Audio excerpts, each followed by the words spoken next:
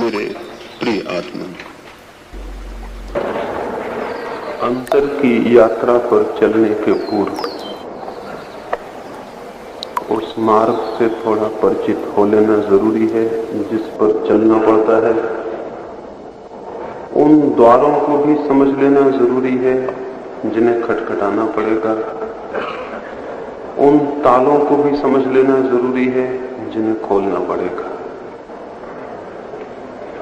जो यात्री यात्रा पथ के संबंध में बिना जाने चल पड़े, उसके भटक जाने की ही ज्यादा संभावना है बजाय पहुंच जाने की। और बाहर के रास्ते तो दिखाई भी पड़ते हैं, भीतर का कोई रास्ता दिखाई भी नहीं पड़ता है। बाहर तो रास्तों के किनारे चिन्ह भी लगे हैं कि रास्ते कहां जाते हैं। भीतर के रास्ते पर न कोई चिन्ह है, न कोई माइल स्टोन है, न कोई प्रतीक है। अनचार्टर्ड, कोई नक्शा नहीं। शायद इसीलिए आदमी भीतर जितना भटकता है उतना बाहर नहीं भटकता है। आज की चर्चा में भीतर के रास्ते पर कुछ जरूरी बातों की पहचान कर लेना उचित है। सबसे पहली बात तो ये समझ लेना जरूरी है कि जो शरीर हमें दिखाई पड़ता है वो शरीर बहुत से शरीरों का सबसे ऊपर का हिस्सा है। इस शरीर के भीतर और भी शरीर हैं। ये शरीर ही अकेला शरीर नहीं। और जैसे ही हम भीतर यात्रा शुरू करते हैं और शरीरों के बीच में मार्ग में गुजरने और पार करने की जरूरत पड़ती है। स्वयं तक पहुंचने के पहले इस शरीर के बीच में और स्वयं के बीच में और भी शरीर हैं। इस शरीर के ठीक बाद जो पहला शरीर है, इस दिखाई पड़ने वाली देह, इस अन्नमय देह, इस फिजिकल बॉडी के ठीक पीछे जो शरीर है वो प्राण शरीर है, इथरिक बॉडी है। उस प्राण शरीर के संबंध में थोड़ी सी बातें जाननी जरूरी है, क्योंकि उसे पार करना होगा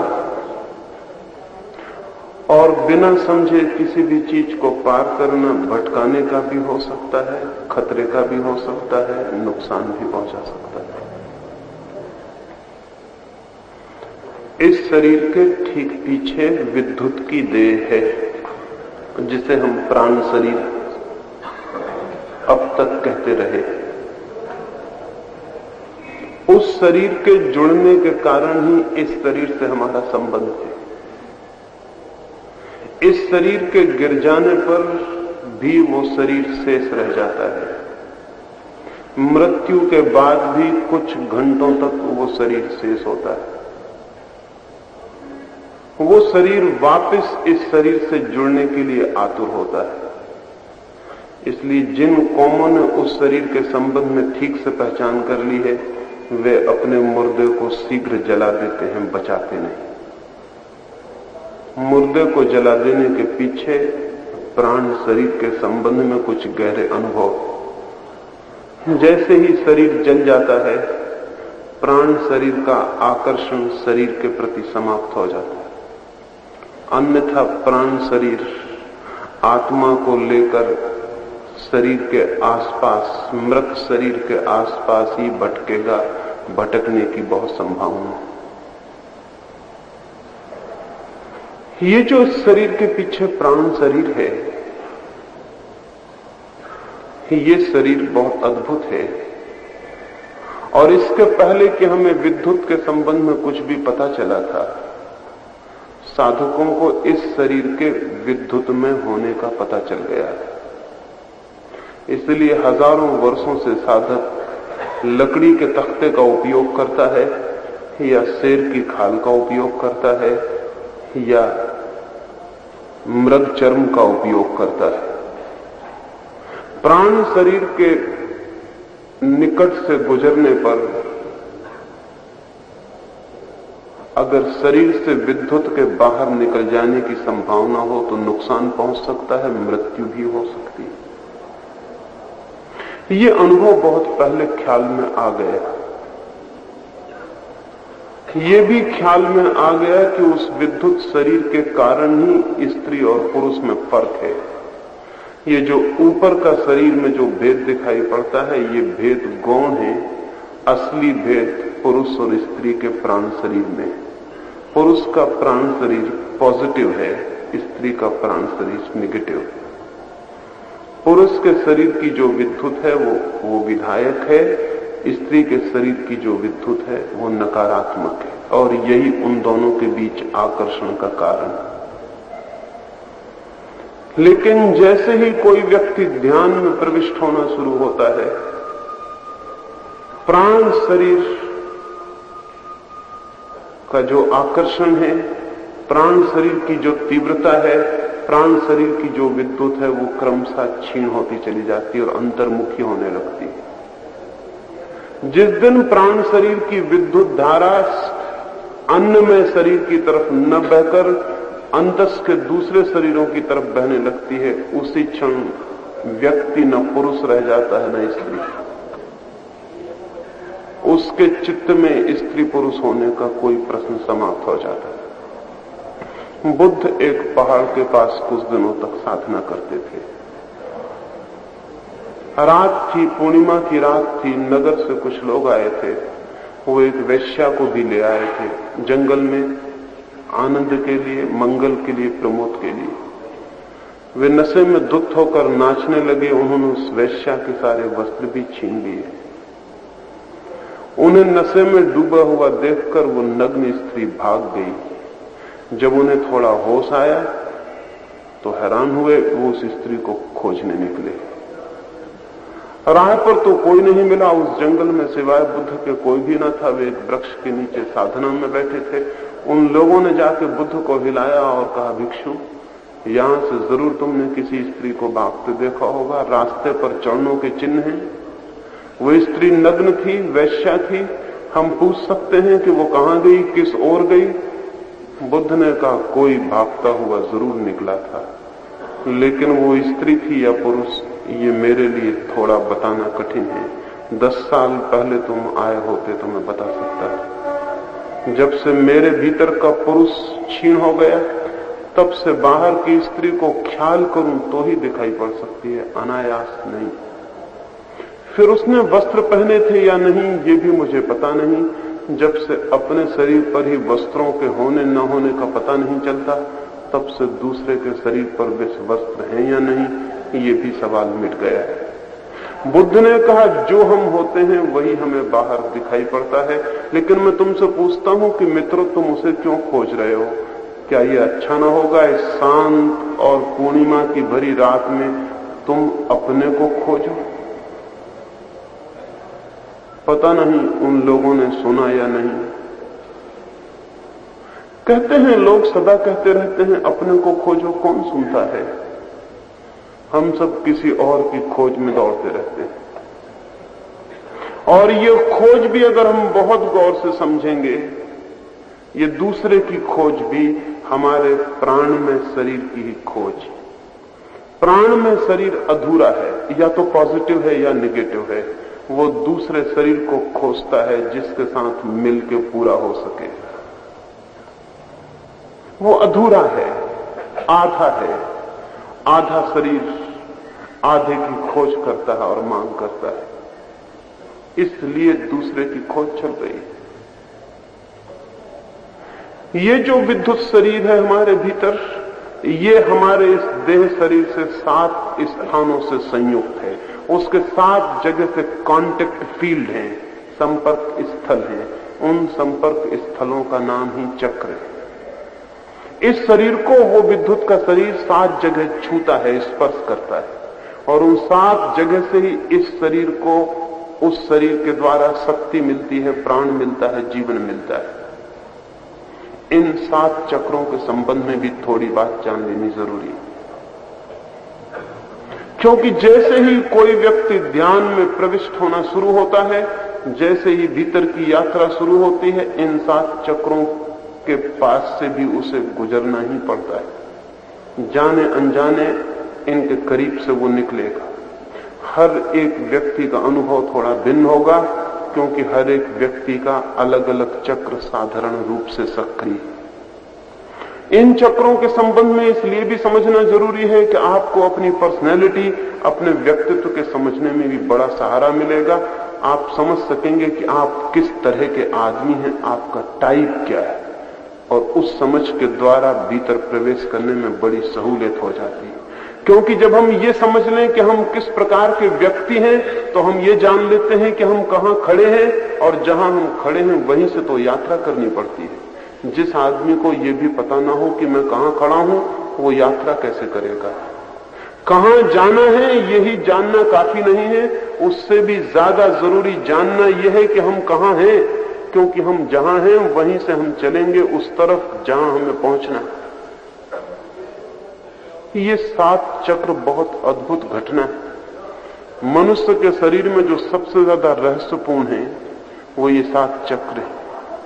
ये कहीं शरीर को काटने पीटने से खोजने ही मिल जाएंगे। इसलिए फिजियोलॉजिस्ट के पास जाएंगे, वो कहेगा कहां के चक्र, कैसे चक्र? शरीर में कोई चक्र नहीं, इस शरीर में है भी नहीं। चक्रों का अर्थ है कि भीतर का जो दूसरा शरीर है, प्राण शरीर, वो 7 जगह से इस शरीर को स्पर्श करता है, और उन्हीं 7 द्वारों से इस शरीर को शक्ति मिलती है और प्राण मिलते हैं। पहला चक्र शरीर के पीछे जो रीढ़ है, उस रीढ़ के पुच्छ में है, सबसे आखिरी हिस्से में। वो बहुत अद्भुत चक्र है, उस संबंध में कुछ हम जानेंगे। सबसे पहला चक्र वहां है, और सबसे अंतिम चक्र सिर के ऊपर है। फिर बीच में 5 चक्र और हैं। नंबर 2 का चक्र जनन इंद्रिय के पास है, वो सेक्स ऑर्गन के पास है। वो चक्र ही काम को, सेक्स को प्रभावित करता है और आंदोलित करता है। सारी दुनिया में जैसे ही आदमी को जरा सा होश आया, उसने अपनी जनन इंद्रिय को ढक लेने की कोशिश की, क्योंकि ये जो चक्र हैं, अगर दूसरा व्यक्ति इन चक्रों पर अपनी आंखें गड़ा के देख सके तो वो उन चक्रों को प्रभावित करता है। इसलिए शरीर के सारे अंगों को उघाड़ छोड़ने में आदमी को कोई कठिनाई नहीं हुई, लेकिन सबसे महत्वपूर्ण चक्र के स्थान को ढक लेने की अनिवार्यता मालूम पड़ी। चाहे पत्तों से ढक लिया हो उसने, चाहे कपड़ों से, चाहे किसी और ढंग से। जो नंबर 2 का चक्र है, जिसको हम सेक्स सेंटर कहें, काम चक्र कहें, वही सर्वाधिक सक्रिय है मनुष्य के भीतर, क्योंकि प्रकृति को उसी की सबसे ज्यादा जरूरत है। उसी चक्र के द्वारा शरीर अपने को पुनरुत्पादित करता है, रिप्रोड्यूस करता है। उसी के द्वारा व्यक्ति नए नए शरीरों को जन्म देने की तीव्रता और आकुलता से भरता है। जनन की सारी प्रक्रिया उसी चक्र के द्वारा चल रही है। और जो व्यक्ति उस चक्र के प्रभाव में है, या जिस व्यक्ति का वो चक्र सबसे ज्यादा सक्रिय है, उसके जीवन में सिवाय काम के, सिवाय वासना के और कुछ भी नहीं होता। वो चाहे धन कमाए, वो चाहे यश कमाए, चाहे वो बड़े पदों पर पहुंच जाए, लेकिन धन, यश और पद मूलतः उसकी काम वासना के तृप्ति के ही मार्ग होंगे, उपाय होंगे। उसके जीवन का लक्ष्य वहीं केंद्रित होगा। मैं एक बहुत बड़े उपन्यासकार, एक बहुत बड़े लेखक अनातोले फ्रांस का जीवन पढ़ रहा। अनातोले फ्रांस ने अपने जीवन के अंत में अपने एक मित्र ने ये पूछा कि तुम्हारे जीवन में सबसे महत्वपूर्ण क्या था?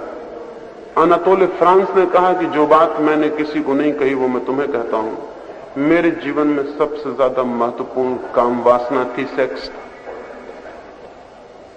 उसका मित्र हैरान हुआ। उसने कहा कि तुम इतने बड़े उपन्यासकार, इतने बड़े लेखक, हम तो सोचते थे तुम्हारे जीवन में साहित्य और कला और संगीत ये महत्वपूर्ण होंगे।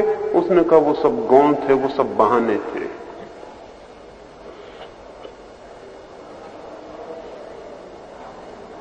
अगर हम अपने व्यक्तित्व के बाबत खोजबीन करना चाहते हैं तो हमें पहली खोजबीन ये करनी चाहिए, हमारे व्यक्तित्व का केंद्र क्या है, हम कहां जीते हैं।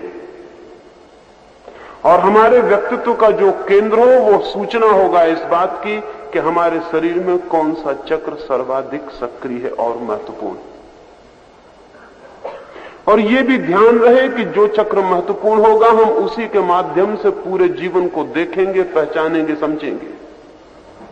हम कुछ और नहीं समझ सकेंगे। खजुराहो की मूर्तियां हैं। अमेरिका से एक बहुत बड़ा चित्रकार उन मूर्तियों को देखने आए। मेरे एक मित्र विंध्य प्रदेश में मंत्री थे, शिक्षा मंत्री थे। उनको खबर की थी केंद्रीय सरकार ने कि जाके उस अमेरिकी चित्रकार को वो खजुराहो की मूर्तियां दिखाएं। वो मित्र बहुत डरे हुए थे। वो डरे हुए थे कि इतनी नंगी मूर्तियां, इतनी अश्लील मूर्तियां, वो अमेरिकी चित्रकार देखकर हैरान होगा और क्या सोचेगा भारत की संस्कृति के लिए कि कैसे लोग हैं मंदिरों में ऐसी अश्लील मूर्तियां खोदी, ऐसे मैथुन चित्र बनाए हैं। वो बहुत घबराया हुआ, लेकिन कोई रास्ता नहीं था। ऊपर से खबर थी तो उन मित्र को, उस अमेरिकी चित्रकार को ले जाके खजुराहो जाना पड़ा। सारी मूर्तियां उन्होंने बहुत डरे डरे दिखलाई, बहुत भयभीत मन से कि कहीं वो पूछ ना ले कि ये मूर्तियां ही तुम्हारे भारत की संस्कृति हैं, ये तुम्हारे मंदिर हैं, तुम जो अपने को धार्मिक कहते हो। लेकिन वो तो चित्रकार मूर्तियों में ऐसा लीन हो गया कि उसने तो कुछ भी नहीं कहा। वो मित्र जरूर उसको बार बार कहते रहे कि ये हमारी भारतीय परंपरा के प्रतीक नहीं है, हमारी मूल धारा के प्रतीक नहीं है। कुछ गलत लोगों ने किसी गलत प्रभाव में इन मंदिरों को बना लिया है। बाहर निकल के उस मित्र ने कहा कि बहुत बहुत धन्यवाद, लेकिन उन मित्र को तो वही घबराहट थी। उससे कहा कि आप अमेरिका में जाके ऐसा मत कहना कि ऐसे अश्लील मूर्तियों वाले मंदिर हैं भारत में। उस आदमी ने कहा, अश्लील मूर्तियां? तुम कहते क्या हो? मुझे फिर से चल कर देखना पड़ेगा। मैंने इतनी सुंदर मूर्तियां कभी भी नहीं देखी, इतनी भव्य मूर्तियां नहीं देखी। उसने कहा, वापस चलो, क्योंकि तुम ज्यादा जानकार हो। जब तुम कहते हो मूर्तियां अश्लील थी तो मुझे फिर चलना पड़ेगा, क्योंकि अभी तो मैं जो देख कर आया हूं इससे भव्य मूर्तियां मैंने कभी भी नहीं देखी। हम वही देखते हैं जो हम देख सकते हैं। हम वही नहीं देखते हैं जो है, हम वही देखते हैं जो हम देख सकते हैं। समस्त दर्शन जीवन में हमारा प्रोजेक्शन है। जो हमारे भीतर होता है वही हमें बाहर दिखाई पड़ता है। एक कामुक व्यक्ति को सारा जगत काम से भरा हुआ दिखाई पड़ेगा। एक ईश्वर उपलब्ध व्यक्ति को सारा जगत ईश्वर से भरा हुआ दिखाई पड़ेगा। एक क्रोधी व्यक्ति को सारे जगत में सभी लोग क्रोधी मालूम पड़ेंगे। एक प्रेमी व्यक्ति को सारा जगत प्रेम से आंदोलित मालूम पड़ेगा। हम वही देखते हैं जो हम हैं। ये सारा जगत हमारे भीतर का ही प्रोजेक्शन है। जगत एक पर्दा है, उस पर हम वही देख लेते हैं जो हमारे भीतर छुपा है।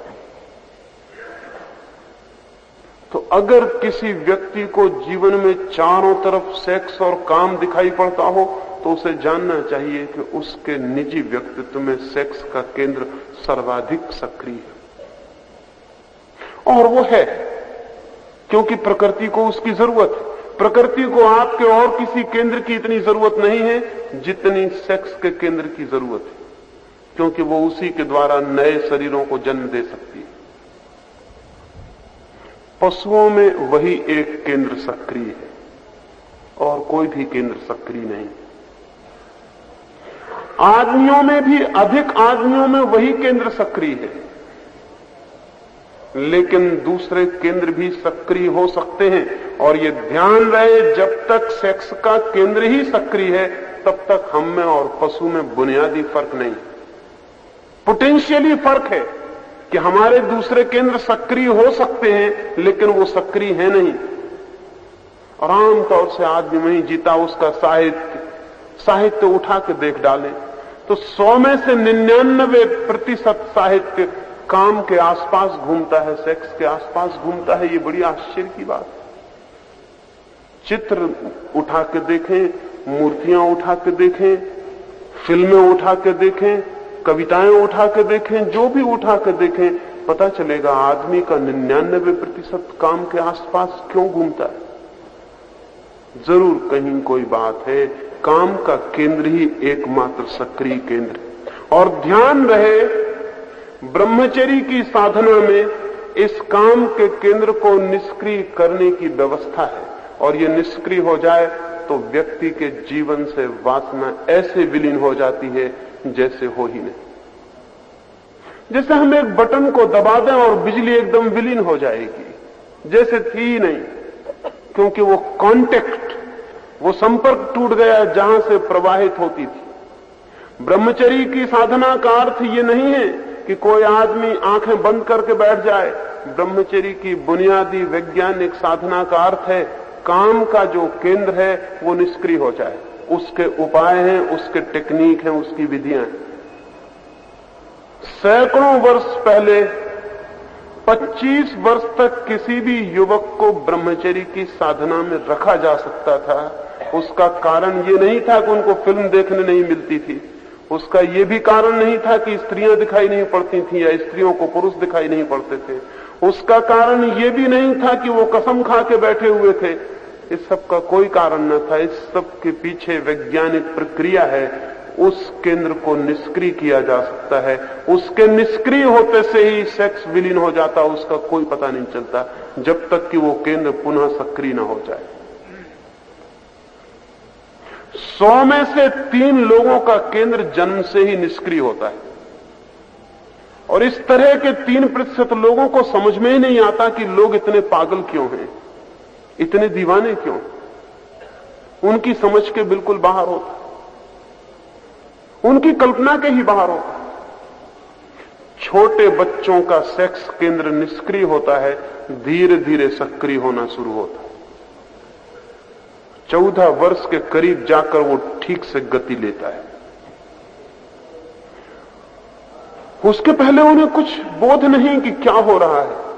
वो केंद्र जब सक्रिय होगा तभी बोध होगा, वो केंद्र सक्रिय नहीं होगा तो बोध नहीं हो सकता है।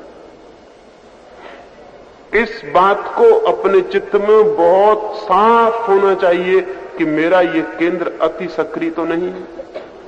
अगर अति सक्रिय है तो ध्यान के करने के पहले और ध्यान के बाद निरंतर अपने मन में यह दोहराना चाहिए कि मेरा ये केंद्र कम सक्रिय हो जाए। ध्यान के पहले और ध्यान के बाद उस केंद्र पर भीतर ध्यान ले जाकर मन में ये सुझाव देना चाहिए कि केंद्र कम सक्रिय हो जाए। थोड़े ही दिनों में एक बुनियादी फर्क दिखाई पड़ना शुरू होगा। उस केंद्र के बाद दूसरा केंद्र नाभि का केंद्र है। नाभि का केंद्र फियर और भय का केंद्र। जैसे जन्नेन्द्रिय का केंद्र सेक्स का केंद्र है, वैसे नाभि का केंद्र भय का केंद्र है। ये शायद आपको ख्याल में आया होगा कि जब भी आप भयभीत होंगे नाभि डमाडोल हो जाएगी और परेशान हो जाएगी। अगर आप कार चला रहे हैं और एकदम से एक्सीडेंट हो तो आपके शरीर में जो झटका पहुंचेगा वो नाभि पर पहुंचेगा और कहीं नहीं। अगर कोई आदमी एकदम से आपकी छाती पर छुरा लेके चढ़ जाए तो सबसे बड़ा झटका नाभि पर पहुंचेगा। नाभि भय का केंद्र है। इसलिए बहुत भय की अवस्था में किसी का मलमूत्र भी छूट सकता है, उसके छूटने का और कोई कारण नहीं। नाभि इतनी सक्रिय हो जाती है कि पेट को खाली करना जरूरी हो जाता है, अन्यथा नाभि सक्रिय नहीं हो सकती। नाभि भय का केंद्र। जिन लोगों के भय का केंद्र बहुत सक्रिय है उनको थोड़ा नाभि पर ध्यान देना अत्यंत जरूरी है। इसलिए बहुत बहुत प्राचीन समय से जिन लोगों को युद्ध की शिक्षा दी जाती उनके नाभि केंद्र को ही सबल करने की कोशिश की जाती। भय वहीं पकड़ता है, भय और कहीं भी नहीं पकड़ता। कभी आपको भय खोपड़ी में नहीं पकड़ेगा, जब भी भय पकड़ेगा तब पेट में पकड़ेगा। और स्त्रियां ज्यादा भयभीत होती हैं, उसका कुल कारण इतना है, उसका कुल कारण इतना है कि स्त्री को पेट में गर्भ रखना पड़ता है और उसका नाभि केंद्र निरंतर निर्बल और कमजोर होता चला जाता है। स्त्री और पुरुष के बीच भय का और कोई भेद नहीं है। और इसलिए पश्चिम में जैसे जैसे स्त्रियां बच्चों को पैदा करने से इंकार कर रही हैं, उनका भय समाप्त होता चला जा रहा है। अगर स्त्रियां कुछ समय तक बच्चे देना बंद कर दें तो वे करीब करीब पुरुषों जैसी हालत में खड़ी हो जाएंगी। इसलिए दुनिया के जिन कौमों में भी स्त्रियां पुरुषों जैसी होने की कोशिश कर रही हैं, वहां वो मां बनने से इंकार करना शुरू कर देंगी, क्योंकि पुरुष नहीं बना जा सकता जब तक कि मां बनने की प्रक्रिया जारी है। क्योंकि वो जो मां बनने की स्थिति है वही सारे व्यक्तित्व को भय से भर देती है। वो जो नाभि केंद्र है वो भय का केंद्र है। जब आप भयभीत होंगे तब आपका पाचन एकदम खराब हो जाए, चिंतित होंगे पाचन खराब हो जाए। इसलिए चिंता और भय के कारण दुनिया में आज बहुत भय है और बहुत चिंता है। अल्सर की बीमारी का और कोई कारण नहीं होता। जितना भयभीत और चिंतित आदमी होगा, पेट की सारी व्यवस्था धीरे धीरे विकृत और खराब होती चली जाएगी। ये ध्यान रखना जरूरी है कि अगर काम केंद्र सक्रिय हो तो आदमी जिस धर्म को जन्म देगा या जिस तरह के धर्म को मानेगा, वो धर्म किसी न किसी तरह सेक्सुअल आर्गी का धर्म होगा। सबसे प्राचीन धर्म के जो प्रतीक हैं वो जन्नेन्द्रिय के प्रतीक हैं, फैलिक।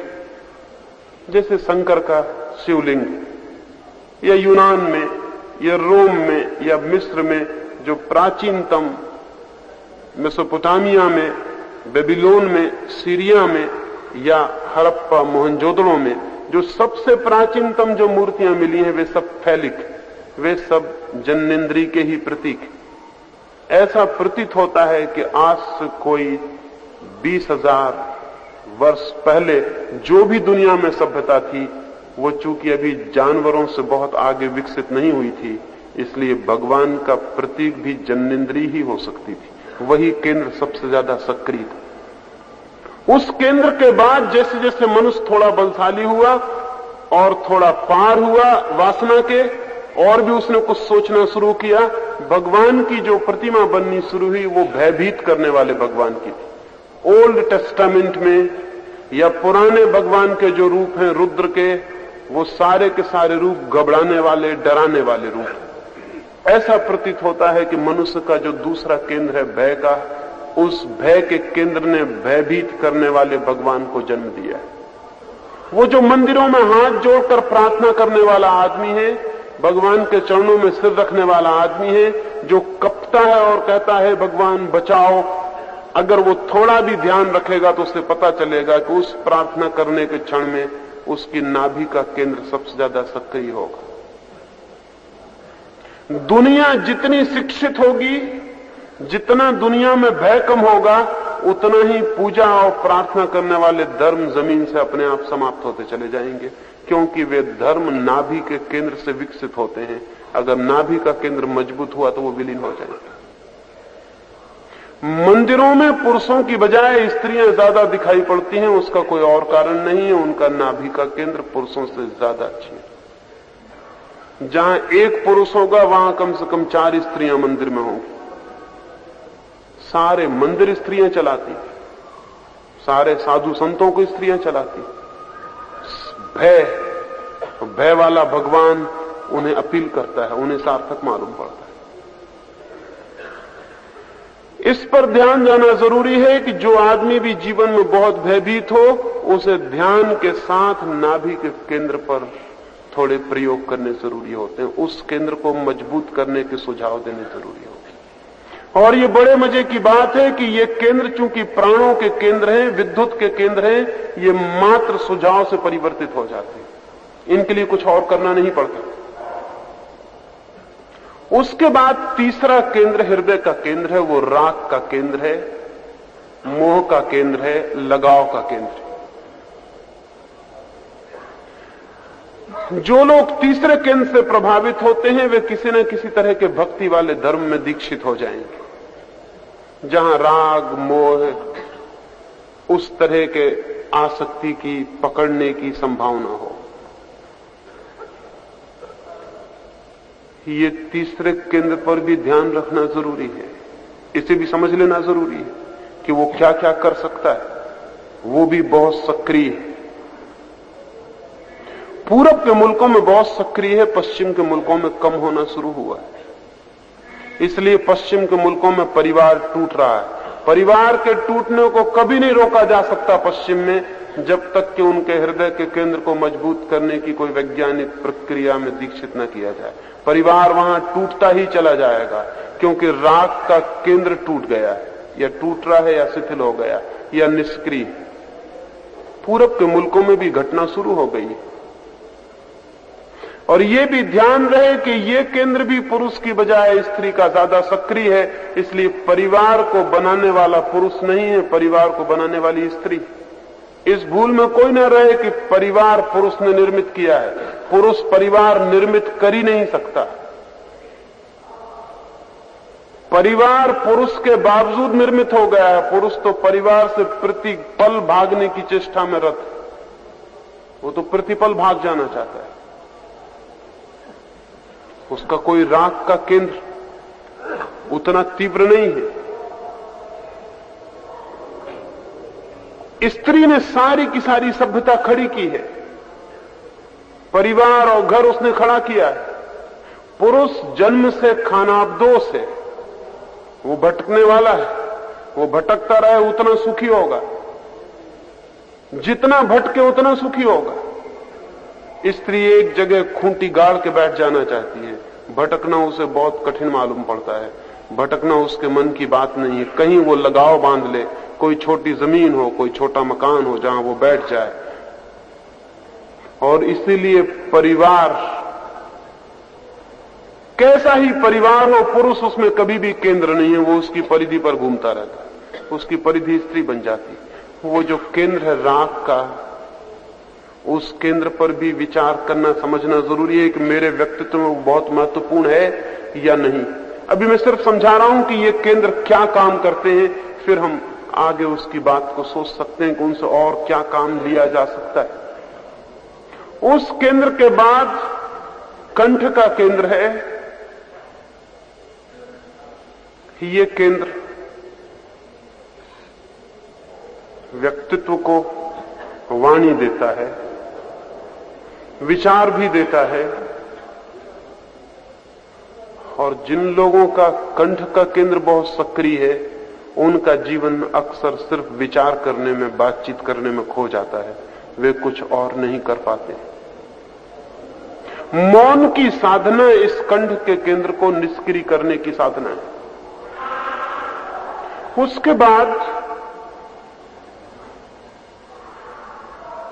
कल जो मैंने ध्यान करने के लिए कहा था, दोनों आंखों के बीच वो छठवां केंद्र है, वो आज्ञा चक्र है। वो बहुत महत्वपूर्ण चक्र है। उस चक्र के द्वारा ही व्यक्ति अपने व्यक्तित्व को रूपांतरित करता है या रूपांतरित कर सकता है। लेकिन हमारे आज्ञा चक्र भी बहुत क्षीण है। हम अपने को कोई आज्ञा ही नहीं दे सकते हैं। अगर एक आदमी रात को तय करता है कि कल सुबह 4 बजे उठूंगा, सुबह 4 बजे पाता है कि वो खुद ही कह रहा है कि आज रहने दें, बहुत सर्दी है, फिर कल देखेंगे। सुबह उठ के पछताता है और कहता है कि मैंने तय किया था कि 4 बजे उठना है, फिर ये क्या हो गया, आज कसम खाता हूं कि आज जरूर उठूंगा, अब भूलूंगा नहीं। 4 बजे फिर रात, और फिर वो अपने को कहता है कि नहीं, आज जाने दो, फिर कल देखेंगे। सुबह फिर पछताता है। बात क्या है? एक आदमी एक वचन देता है और पूरा नहीं करता, एक आदमी तय करता है ये करूंगा और नहीं कर पाता है। इस सब के पीछे कारण क्या है? इस सब के पीछे एक ही कारण है, वो जो आज्ञा चक्र है, संकल्प का जो विल का केंद्र है, वो विल का केंद्र हमारा एकदम शिथिल है या ना के बराबर। वो जो मैंने कल कहा कि ध्यान करते वक्त दोनों आंखों के मध्य में ध्यान होना चाहिए, वहां ध्यान होने से आप जो भी करेंगे वो मजबूती से और गहराई से भीतर प्रविष्ट होगा। ध्यान वहां रहेगा तो जितनी तीव्रता से आप जो भी करना चाहते हैं वो कर सकेंगे। या आपने ख्याल किया होगा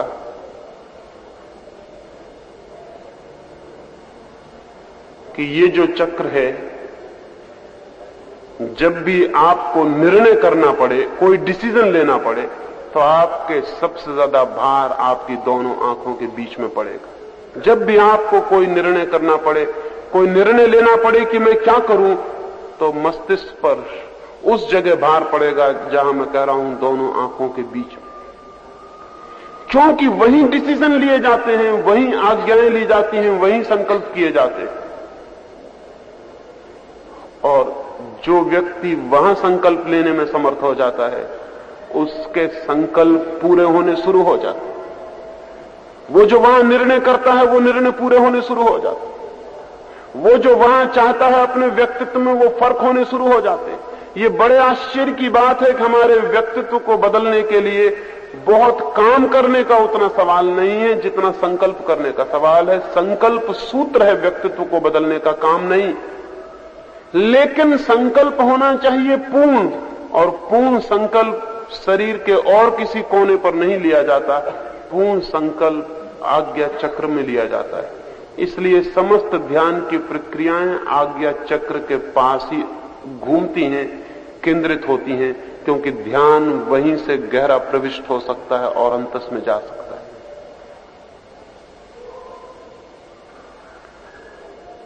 अगर आप अफ्रीका के जंगली आदमियों से पूछें, या ऑस्ट्रेलिया के बुशमैन से पूछें, या अमेज़न के जंगलों में रहने वाले आदिवासी से पूछें, तो आप हैरान हो जाएंगे एक बात जानकर।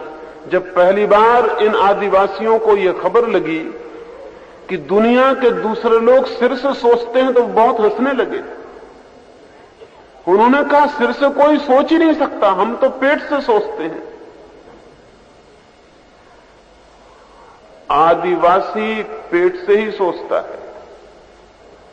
वो जो मैंने नाभि का चक्र कहा, उसी से सोचता है। वो अभी पशुओं से बहुत ज्यादा विकसित हालत में नहीं। हजारों साल तक करोड़ों लोग यही समझते रहे हैं कि सोचने की प्रक्रिया पेट में होती, बैली में होती। सोचने की प्रक्रिया बुद्धि में नहीं होती।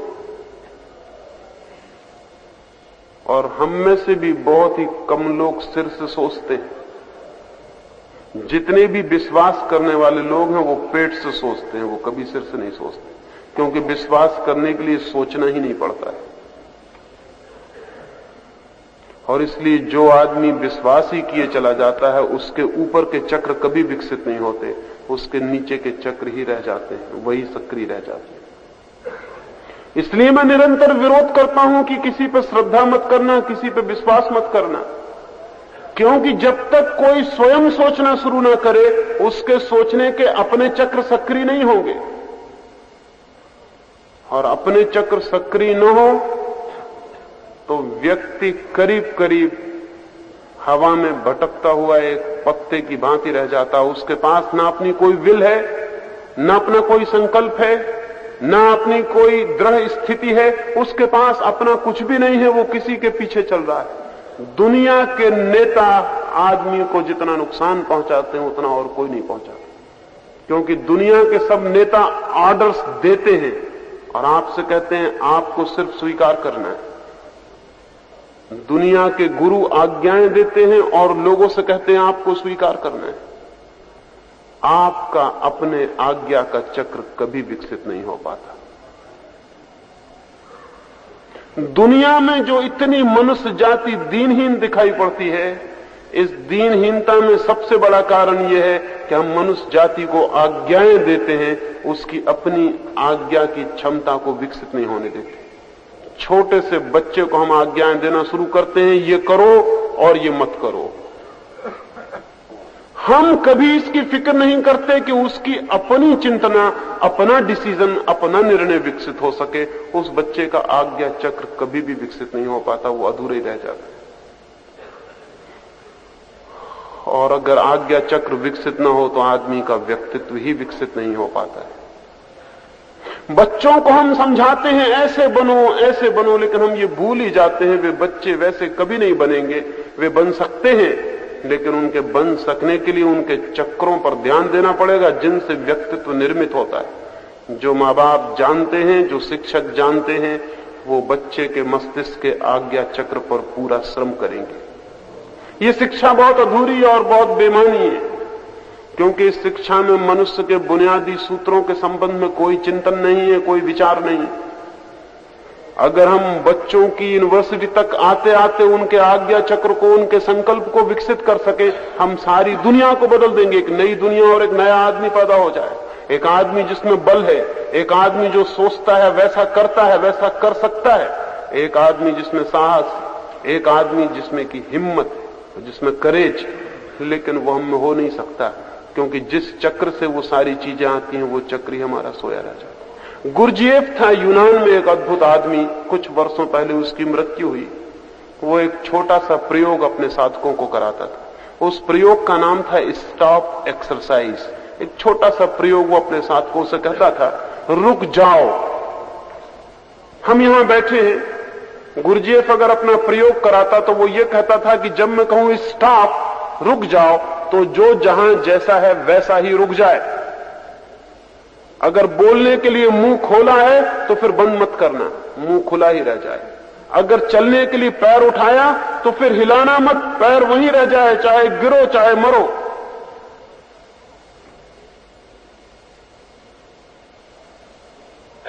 क्यों? ये क्या पागलपन की एक्सरसाइज है?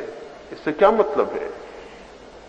लेकिन जिन लोगों ने उसके साथ ये प्रयोग किया वो दूसरे आदमी हो गए, और उन्होंने कहा हम हैरान हो गए, इतना छोटा सा प्रयोग कितनी क्रांति करवा सकता। क्योंकि बहुत बल चाहिए इस बात में। आप अपने को धोखा देने की कोशिश करेंगे कि कोई देख तो रहा नहीं, पैर इतना ऊंचा बहुत तकलीफ दे रहा, थोड़ा नीचे करके रख लो। और अगर नीचे करके रख लिया तो किसी और का नुकसान नहीं किया। वो जो चक्र आपके भीतर जिसको विकसित करने के लिए वो एक्सरसाइज थी, वो बेमानी चला गया। लेकिन अगर आपने हिम्मत की और आप खड़े रह गए वैसे ही जैसे आप थे, आंख खुली थी तो आंख खुली रह गई, अब पलक झपेगी नहीं। हाथ ऊपर उठा था तो ऊपर रह गया, मुंह खुला था तो मुंह खुला रह गया, एक पैर ऊपर उठा था एक पैर ऊपर उठा रह गया, कमर झुकी थी तो झुकी रह गई। बहुत तकलीफ हो गई, लेकिन अब हिलना भी नहीं है। और इस प्रक्रिया में जो खड़ा रह जाएगा वो अपने को आज्ञा दे रहा है, वो अपने संकल्प को बल दे रहा है। एक बार वो तिफलिस में ठहरा हुआ था गुरजीएफ, रूस के एक छोटे गांव में, अपने 30 मित्रों को लेकर उनको साधना के लिए ले गया था। और उसने कहा था कि 30 दिन निरंतर स्टॉप एक्सरसाइज के सिवाय कुछ भी नहीं करना है। जब भी मैं कहूं स्टॉप, तब तुम रुक जाना जो जहां हो। कोई स्नान करता हो तो वहीं ठहर जाएगा, कोई भोजन करता हो तो वहीं ठहर जाएगा, जो जो कर रहा हो बस वैसे ही ठहर जाना जैसे मूर्ति हो गए। पास ही उस तंबुओं के पास जहां वे ठहरे थे एक नहर बहती थी। नहर सूखी थी, कभी कभी उसमें पानी छोड़ा जाता था। सुबह का वक्त था, सारे 30 लोग आसपास घूमने निकले हुए थे। 3 आदमी उस नहर को पार कर रहे थे। सूखी नहर थी, पानी नहीं था। अचानक गुरजीएफ ने अंदर से चिल्लाया स्टॉप। वो सारे लोग रुक गए, वो 3 लोग भी रुक गए। किसी ने पानी छोड़ दिया नहर का, पानी जोर से भागा हुआ आया। गुरजीएफ तंबू के भीतर बंद है। उन 3 आदमियों की कमर तक पानी भर गया, गले तक पानी भर गया। जब गले के ऊपर पानी बढ़ने लगा तो एक आदमी छलांग लगा के बाहर निकल गया। उसने कहा उसे पता नहीं है, वो तो तंबू के भीतर बैठे हुए हैं और हमारी यहां जान जाने के करीब आ गई। वो बाहर निकल गया। उसे पता नहीं कि उसने एक मौका चूक गया, एक मौका, जबकि पूरा शरीर कह रहा था कि हट जाओ बाहर। तब सिर्फ संकल्प कह सकता था कि नहीं हटते हैं, जान दांव पर लगाते हैं लेकिन बदलेंगे नहीं।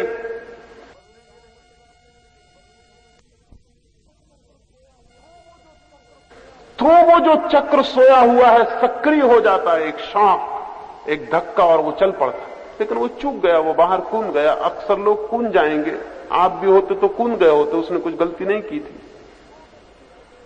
2 व्यक्ति रह गए, फिर इसके बाद मुंह तक पानी आ गया, और जब नाक तक पानी आया तो दूसरे ने भी सोचा कि अब खतरा है, वो भी छलांग लगा के बाहर हो गए।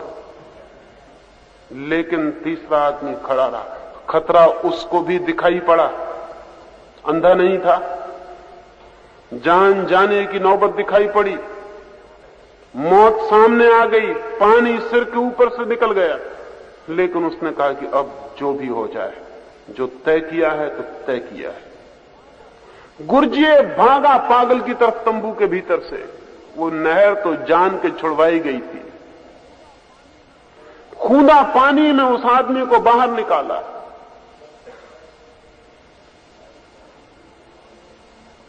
वो आदमी दूसरा आदमी हो गया। गुरजीएफ ने कहा कि एक मौका मिला था, 2 साथी तेरे चूक गए।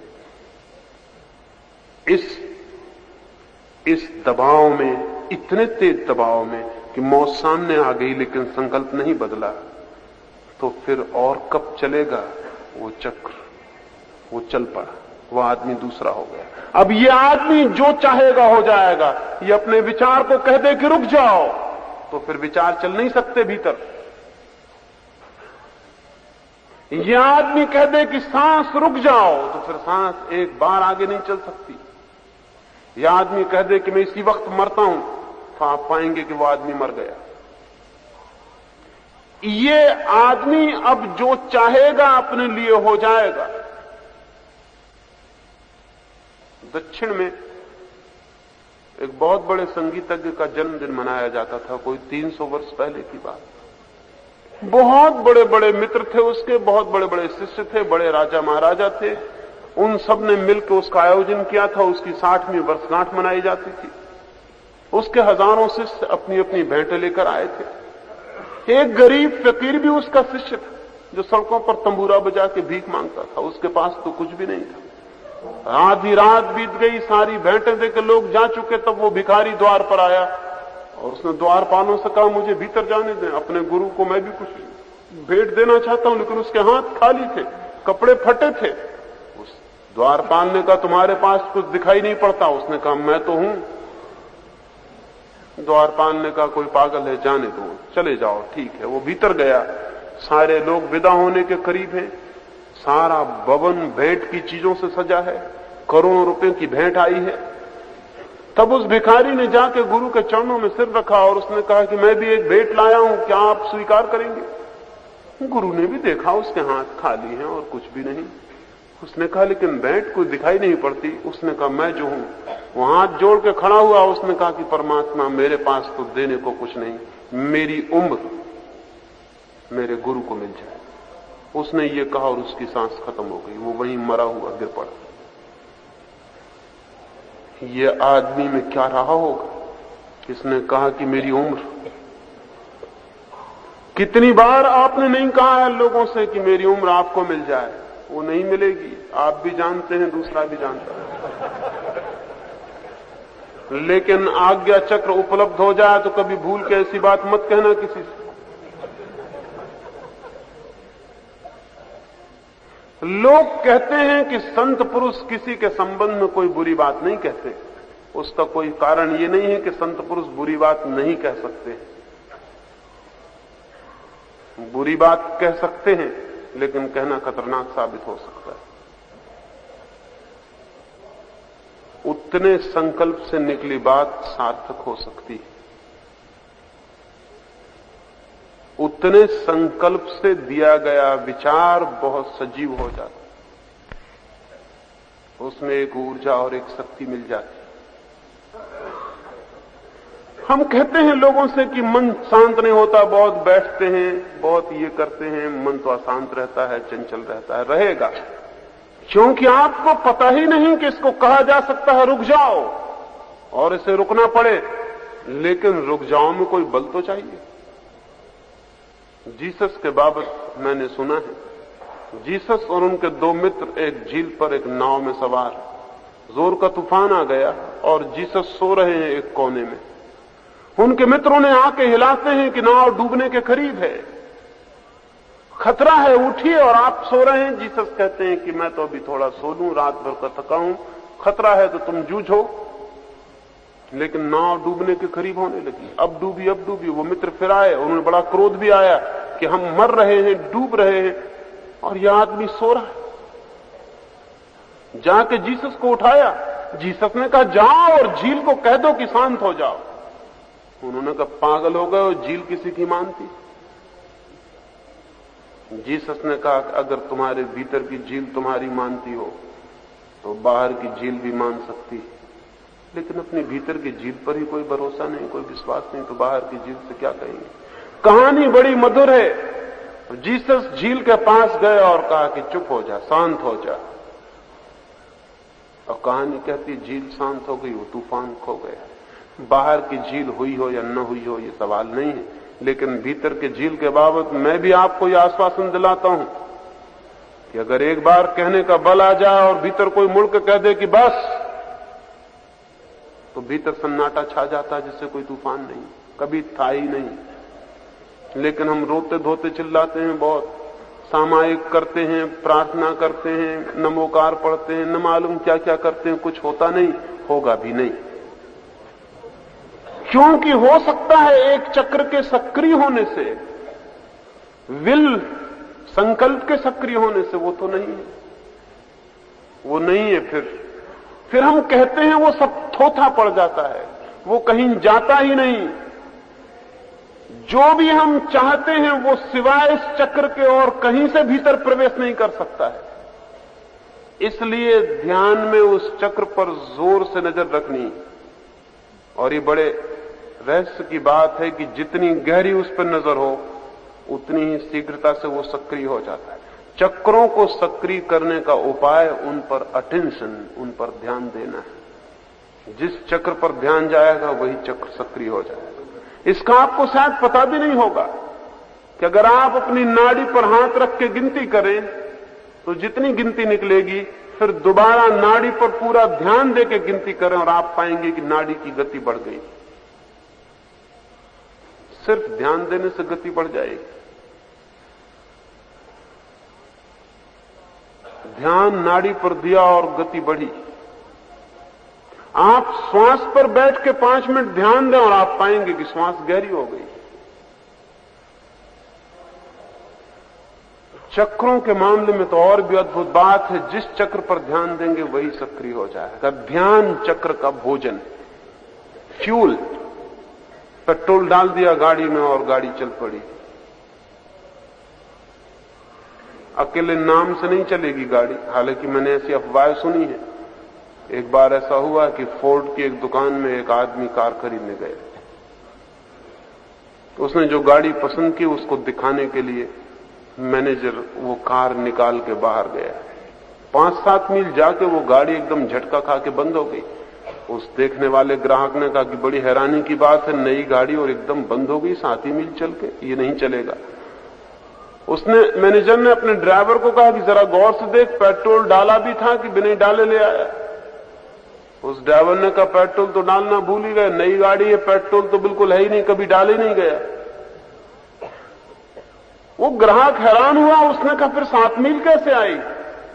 उस मैनेजर ने कहा इतना तो फोर्ड के नाम से चल जाती है, लेकिन गाड़ी वाड़ी चल जाती होगी, नाम वाम लेने से चक्र नहीं चलने वाला है। वहां कुछ करना पड़ेगा, उसको फ्यूल देने की जरूरत है, और फ्यूल एक ही है। चेतना के जगत में, कॉन्शसनेस के जगत में ध्यान एकमात्र भोजन है, एकमात्र शक्ति। इसलिए मैंने कहा कि वो मैं कौन हूं का तीव्र स्मरण करते समय ध्यान होना चाहिए आज्ञा चक्र पर, और आप अनुभव करेंगे। और 15 मिनट आज हम प्रयोग करेंगे, उसके पहले आप अपने सिर पर हाथ रख के थोड़ा देख लेना, और 15 मिनट के बाद हाथ रख के देखना, आप पाएंगे कि उतनी जगह, थोड़ी सी जगह गर्म हो गई है, बाकी हिस्सा गर्म नहीं। वो जब भीतर कुछ चलता है तो बाहर तक गर्मी आ जाती है।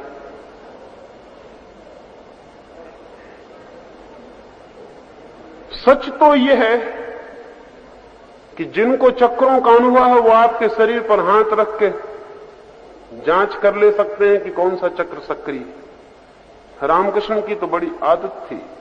विवेकानंद पहली दफा गए तो रामकृष्ण बगल के कमरे में ले गए, द्वार बंद कर दिया और कहा कमीज खोल। विवेकानंद थोड़ा घबराए कि क्या मामला है, कमीज किस लिए खोले। वो तो अच्छा हुआ कि लड़के थे, लड़की होते तो बहुत झंझट हो जाती। रामकृष्ण का पहले कमीज खोल। विवेकानंद ने कमीज खोली, रामकृष्ण ने छाती पर हाथ रखा और कहा ठीक है, हो जाएगा। अब विवेकानंद बाद में उनसे बहुत पूछने लगे कि क्या हो जाएगा, क्या देखा आपने। रामकृष्ण ने कहा पहले देख बोलूं कि कौन सा चक्र तेरा सक्रिय है, नहीं तो मैं किसी दूसरी चीज पे मेहनत करता रहूं और सब गड़बड़ हो जाए। इस बात की पूरी संभावना है। संभावना क्या, सरल ही बात है, क्योंकि उन चक्रों के जैसे ही वे सक्रिय होते हैं शरीर पर अलग बिंदु, अलग अर्थ, अलग ऊष्मा, अलग गर्मी लेना शुरू कर देते हैं। आपने बुद्ध की, महावीर की मूर्तियों पर सिर के ऊपर बड़े बड़े बाल के गुच्छे देखे होंगे। वो बाल के गुच्छे नहीं है, वो अंतिम चक्र का प्रतीक है, सिर्फ कि वो चक्र सक्रिय हो गया। वो चक्र सक्रिय हो गया, उसका प्रतीक है वो सिर्फ। बाल वो नहीं है। बुद्ध और महावीर की दाढ़ी मूछी आपने नहीं देखी होंगी कि दाढ़ी मूछ दिखाई पड़ती हो, वो नहीं है। वो सिर पे भी बाल नहीं है, वो सिर्फ प्रतीक है। और अगर गिनती करेंगे तो आपको पता चलेगा कि वो गिनती 1000 है। वो जितने खांचे बने हुए हैं सिर के ऊपर, वो 1000 जो अंतिम चक्र है उसके 1000 आरों और पखरियों के प्रतीक हैं और कुछ भी नहीं। वो अंतिम चक्र है सिर के ऊपर के हिस्से में। और जिस आदमी के सिर पर वो चक्र सक्रिय हो जाए उसके सिर पर हाथ रख के आप कह सकते हैं वो चक्र सक्रिय हो गया, क्योंकि उतना हिस्सा थोड़ा सा ऊपर उठ जाएगा, सारी खोपड़ी से अलग हो जाएगा, थोड़ा सा हिस्सा ऊपर उठ जाएगा। वो अंतिम चक्र ब्रह्म चक्र है। आज्ञा चक्र के बाद वो है, और आज्ञा चक्र से ही उसमें प्रवेश मिलता है। वो चक्र सक्रिय हो जाए तो व्यक्ति इस शरीर से दूसरे शरीर को बिल्कुल पृथक करने में समर्थ हो जाता है। तब उसे ज्ञात होता है कि मैं ये शरीर नहीं, मैं कुछ और हूं। ये 7 चक्र हैं। इनकी मैंने बात क्यों की? इनकी मैंने इसलिए बात की ताकि आपको ख्याल में आ सके कि आपका केंद्रीय चक्र कौन सा है। एक आपको समझ बूझ पूर्वक ध्यान कर लेना चाहिए, और जो आपका केंद्रीय चक्र हो उससे ऊपर के चक्रों में बढ़ने की कोशिश शुरू करनी चाहिए। और आज्ञा चक्र पर सर्वाधिक जोर देने की जरूरत है, क्योंकि उसके बिना आध्यात्मिक साधना में कोई गति नहीं हो सकती। ये ध्यान रहे कि नाभि के नीचे के चक्र सिर्फ नाभि के नीचे ही नहीं है, नीचे के चक्र भी हैं, नीचे चक्र भी है। नाभि के ऊपर के चक्र सिर्फ ऊपर ही नहीं है शरीर में, व्यक्तित्व के ऊपर के विकास के भी चक्र। जो चक्र जितने ऊपर है वो उतने ही ऊपरी विकास का सबूत है। अंतिम चक्र सर्वाधिक विकास का सबूत है। जैसे ही आप इस मैं कौन हूं के ध्यान में तीव्रता लाएंगे और 3 या 4 महीने इस प्रयोग को चलाएंगे, आपको अपने चक्रों का स्पष्ट बोध और दर्शन होना शुरू हो जाएगा। आपको ये दिखाई पड़ना शुरू हो जाएगा कि मेरा कौन सा चक्र बिल्कुल निष्क्रिय पड़ा है, कौन सा सक्रिय।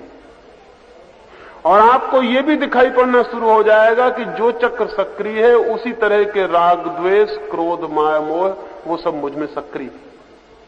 इसलिए क्रोध को बदलना हो या मोह को बदलना हो तो क्रोध और मोह को कोई नहीं बदल सकता, उसके चक्र को निष्क्रिय करने से बदलाव शुरू हो जाता। प्रेम जगाना हो तो कोई प्रेम नहीं जगा सकता, प्रेम के चक्र को सक्रिय कर देने से प्रेम की धारा शुरू हो जाती। संकल्प पैदा करना हो तो संकल्प कोई पैदा नहीं कर सकता सीधा, चाहे वो कितना ही तय करे कि मैं अंधेरे में नहीं डरूंगा, मैं दुश्मन से नहीं डरूंगा, लेकिन इससे कुछ नहीं होता। वो दुश्मन से डरेगा ही, अंधेरे में डरेगा ही। वो जो ये कह रहा है कि मैं नहीं डरूंगा, ये भी डर का ही सबूत है, डर की ही खबर। कोई बहादुर आदमी कभी नहीं कहता कि मैं नहीं डरता हूं। जो भी आदमी कहे मैं नहीं डरता हूं, समझना कि वो आदमी बहादुर नहीं तो उसे ये ख्याल भी पैदा नहीं होता कि मैं नहीं डरता हूं।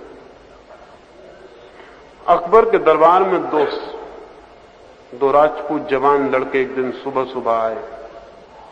दोनों जुड़वा भाई हैं। आके अकबर के दरबार में खड़े होकर उन्होंने कहा कि हम सेना में भर्ती होने की तलाश में हैं, हम दो बहादुर जवान हैं, क्या आपको जरूरत है? अकबर ने कहा कि तुम बहादुर जवान अपने को कहते हो, कोई सर्टिफिकेट, कोई प्रमाण पत्र लाए हो? हम कैसे मान लें कि तुम बहादुर हो? वो दोनों हंसने लगे। उसने कहा हमें ऐसी आशा न थी कि आप जैसा आदमी और ये पूछेगा। बहादुरी का कहीं कोई सर्टिफिकेट हुआ है, कोई प्रमाण पत्र हुआ है? और बहादुर आदमी किसके पास जाएगा लिखवाने? अगर कोई आदमी प्रमाण पत्र लिखवा के आया तो सबूत हो गया कि आदमी बहादुर नहीं। बहादुर आदमी किसी से प्रमाण पत्र लिखवाएगा कि लिख दो मेरे लिए कि मैं बहादुर हूं। चरित्रवान आदमी किसी के पास जाएगा कि लिख दो कि मैं चरित्रवान हूं। अगर चरित्र खुद अपना प्रमाण नहीं है तो कौन सा प्रमाण पत्र प्रमाण हो सकता है? उन्होंने कहा हम बहादुर हैं, इतना हम कह सकते हैं, मौका पड़े तो दिखा सकते हैं, लेकिन प्रमाण पत्र नहीं। अकबर ने कहा तो देखें, फिर हम कैसे देखें, कैसे पता चले? तो उन्होंने कहा देखना ही चाहते हैं।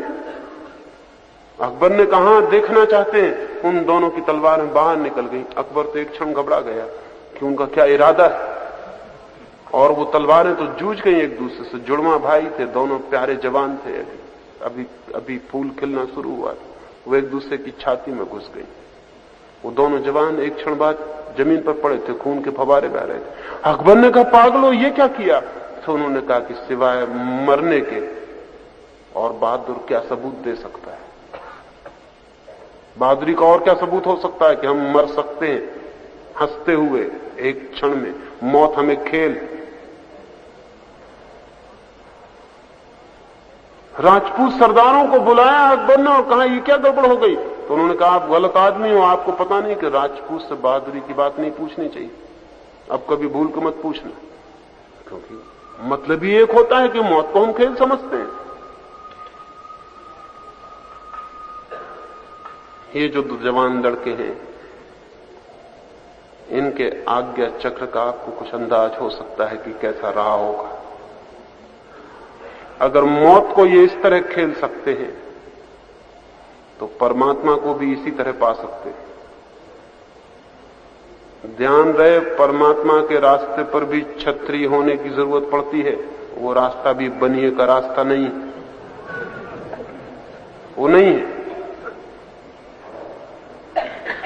वो रास्ता भी एक साहस से भरे हुए संकल्पवान आदमी का रास्ता है।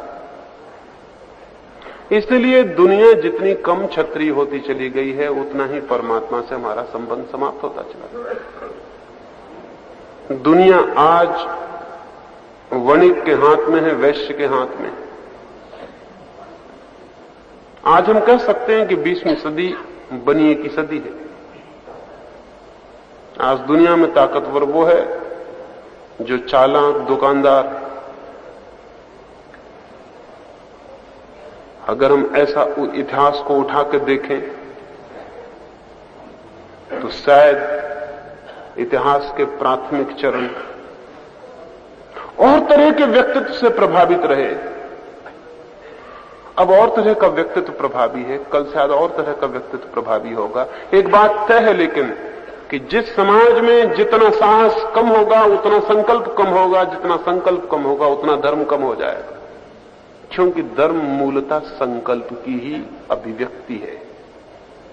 इसलिए मेरा जोर है कि इस चक्र पर पूरी की पूरी चेष्टा करनी ही ये द्वार है। और आज जब हम ध्यान के लिए बैठे तो सारी समग्र शक्ति दोनों आंखों के बीच में चली जाए कि वहां कोई चीज चलने लगे, कोई सूरज घूमने लगे। और जब पूरे तरह ध्यान वहां होगा तो आप कुछ ही दिन में अनुभव कर सकते हैं, आज भी अनुभव कर सकते हैं कि जैसे एक छोटा सूरज वहां घूमना शुरू हो गया, उसकी गर्मी भी पूरे मस्तिष्क को छानी शुरू हो जाएगी। एक छोटा सा सूरज तेजी से घूम रहा है, जैसे कभी हाथ के संद में से सूरज को देखा हो घूमते हुए, वैसा छोटा सूरज वहां घूमता हुआ मालूम पड़ेगा। और जैसी जैसी साधना गहरी होगी वो सूरज बड़ा होता चला जाएगा। जैसे जैसे वो बड़ा होगा वैसे वैसे आपके व्यक्तित्व में दिखाई पड़ने लगेगा कि जो आप कल तक नहीं थे वो होना शुरू हो गए। व्यक्तित्व में एक बल आया, रीढ़ पैदा हो गई, पैर मजबूत हो गए हैं, संकल्प बली हो गया। इसी संकल्प के सहारे, इसी संकल्प के द्वार से मनुष्य परमात्मा के मंदिर में प्रविष्ट होता है। उस मंदिर के संबंध में शेष बातें कल हम करेंगे। अब हम ध्यान के लिए बैठेंगे। और ध्यान रहे कि सिर्फ बैठ जाना काफी नहीं है, ये भी ध्यान रहे कि धीरे धीरे दोहराना भी पर्याप्त नहीं है। और ये भी ध्यान रहे कि इतने लोग जहां मौजूद हैं, अगर ये सारे लोग साथ मेहनत करते हैं तो आप अकेले मेहनत नहीं कर रहे हैं, इन सारे लोगों की मेहनत का भी आपको फायदा मिलता है। वो मैं कल आपको कहूंगा कि कैसे ये फायदा उपलब्ध हो जाता है। जहां अगर 2000 लोग बैठकर ध्यान कर रहे हो तो 2000 लोगों का विचार का संकल्प एक हवा पैदा करता है, एक साइकिक एटमॉस्फेयर पैदा करता है। एक विचार की तरंगें यहां दौड़नी शुरू हो जाती जो आपके मस्तिष्क को भी छुएंगी और स्पर्श करेंगी।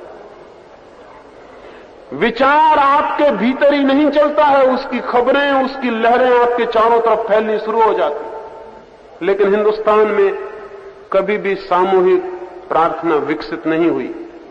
और हिंदुस्तान के धर्मों में एक बुनियादी कमियों में से एक कमी कही जा सकती कि हिंदुस्तान के धर्मों ने कोई सामूहिक प्रार्थना विकसित नहीं की। सामूहिक ध्यान का अद्भुत अर्थ है, जो एक व्यक्ति अकेले में नहीं कर पाएगा वो सारे लोगों के साथ आसानी से संभव हो सकता है। इसलिए इस मौके को ऐसे ही मत खो देना कि ठीक है बैठे, अकेले भी आप बैठेंगे अपने घर में, लेकिन ये मौका बहुत अद्भुत है। 2000 लोग भी आपके साथ हैं।